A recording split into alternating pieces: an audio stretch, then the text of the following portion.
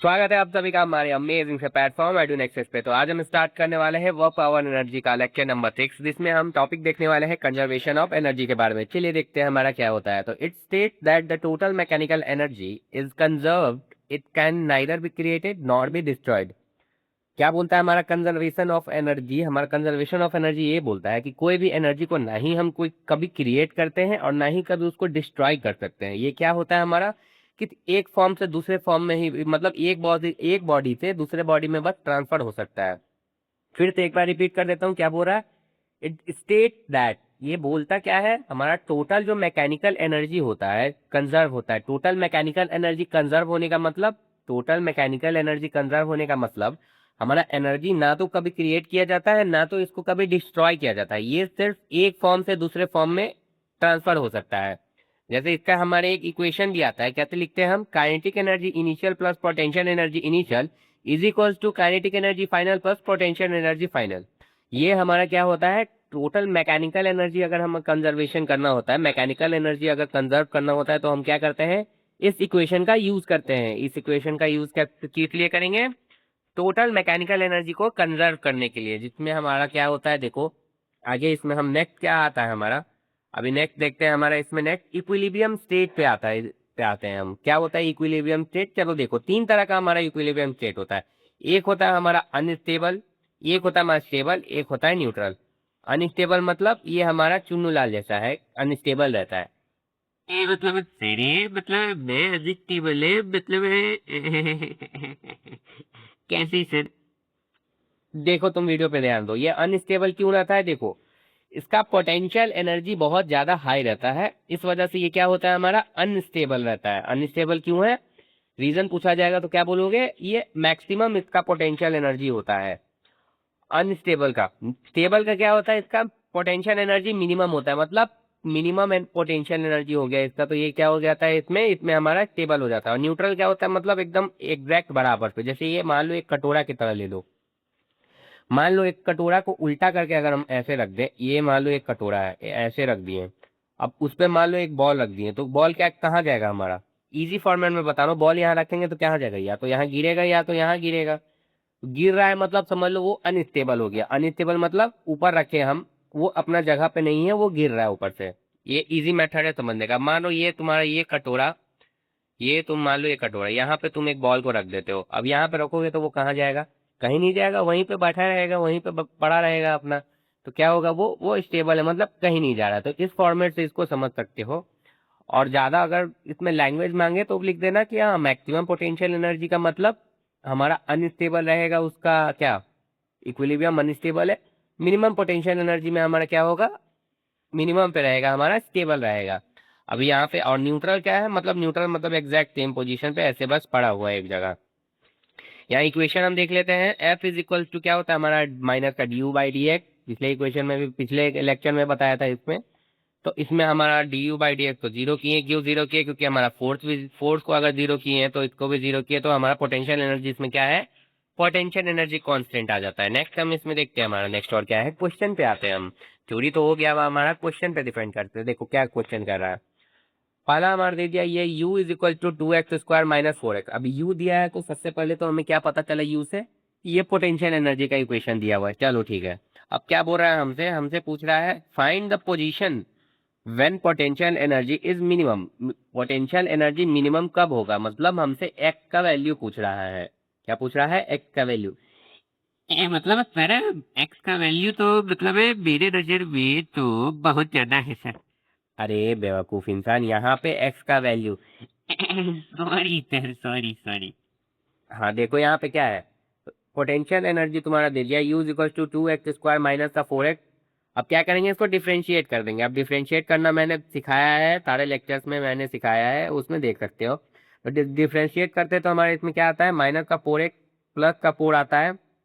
यहाँ से जब इक्वेट करेंगे हमारा क्या आएगा? x इज इक्वल टू क्या आ जाता है? x इज इक्वल टू हमारा 1 आ जाता है। क्या आता है? x is equal to 1। x का वैल्यू हमारे इसमें क्या निकल के आता है? x का वैल्यू हमारा इसमें 1 निकल के आ जाता है। हमारा क्या? x का वैल्यू हमारा 1 निकल के आ जाता है। अब क्या करते हैं हम इसमें? D you by D x हमारा क्या होता है? 4x माइनस का 4 यहाँ से जब निकल के आया था, उसको डबल डिफ्रेंशिएट करते हैं। तो हमारा डबल डिफ्रेंशिएट करने पे क्या आया? देखो, x का वैल्यू हमारा क्या आ रहा है? पॉजिटिव आ रहा है। पॉजिटिव आ रहा है, मतलब पॉजिटिव आने का मतलब हमारा क्या है, इसमें मिनिमम हो जाता है। क्या होता है हमारा एक्स का वैल्यू हमारा इसमें मिनिमम लेते हैं हम, क्योंकि पॉजिटिव आ रहा है तो एक्स हमारा क्या हो जाता है, मिनिमम में आता है। मिनिमम क्या, पोटेंशियल एनर्जी मिनिमम। तो इसमें हमारा क्या हो गया, अभी हमारे स्टेबल में आता है, क्या में आता है हमारा, टेबल में आ जाता है ये। अभी नेक्स्ट हमारा क्या है, नेक्स्ट भी इक्वेशन हमारा देखो क्वेश्चन पे ही डिपेंड करता है। A stone is thrown at 45 angle, किस पे डिपेंड कर रहा है, जैसे 45 डिग्री का एंगल पे है हमारा इस पे, तो 45 डिग्री पे है तो हम क्या करेंगे, देखो पूरा एक बार रिपीट करता हूँ question. A stone is thrown at angle of 45 degree to the horizontal with kinetic energy, the kinetic energy at highest point. Highest point पे हमारा इसमें काइनेटिक एनर्जी क्या हो रहा है, हाईएस्ट पॉइंट पे हमारा काइनेटिक एनर्जी क्या हो रहा है देखते हैं हमारा।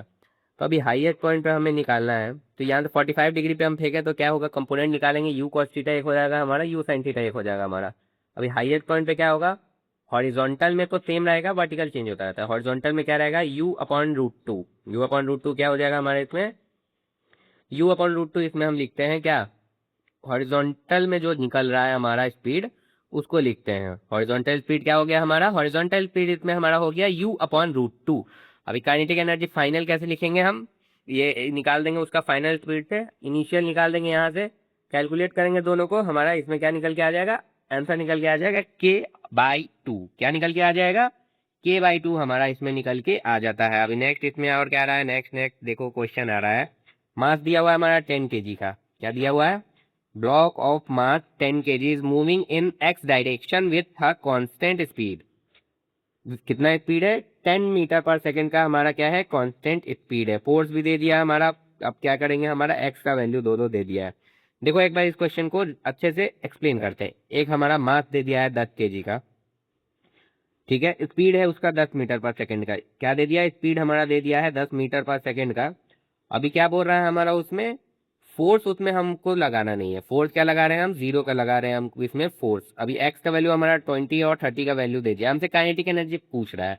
अभी काइनेटिक एनर्जी कैसे लिखेंगे हम, work done is equal to kinetic energy, पता था तुमको। अभी काइनेटिक एनर्जी कैसे निकालेंगे, देखो काइनेटिक एनर्जी हमारा फाइनल क्या है, हाफ mv², वैल्यू डालेंगे, हमारा इनिशियल तो निकल के आ जाएगा। क्यों इनिशियल आ गया, क्योंकि हमारा इसमें स्पीड दिया हुआ था तो हमारा हम इनिशियल तो निकाल दिया, यानी 500 जूल हमारा इसमें आ गया। फोर्स का वैल्यू हमारा क्या होता है, फोर्स का वैल्यू भी दिया हुआ है 0.1 एक्स दिया हुआ है। वर्क डन क्या होता है हमारा, F dot D x cos 180 degree.